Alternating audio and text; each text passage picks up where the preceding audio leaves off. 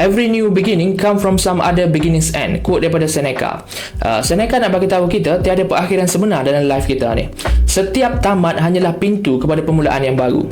Okay, macam kita baca buku, bila sampai kepada page terakhir kita akan kecewa sebab kita dah terlalu into the story. So bila cerita tu dah nak habis, kita akan sedikit kecewa. Tapi apabila kita tutup buku itu dan kita nampak rak buku kita yang penuh dengan tajuk-tajuk lain, barulah kita realise setiap penamat hanyalah ruang untuk cerita baru mengambil giliran.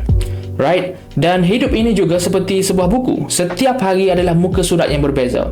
Ada bab happy, ada bab luka, ada ayat yang kita nak padam, dan ada juga ayat yang kita nak ulang baca berkali-kali. Right?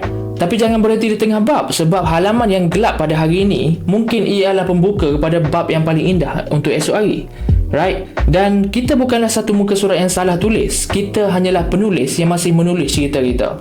Dan Tuhan adalah editor yang paling tahu bagaimana nak jadikan kisah kita ini sempurna.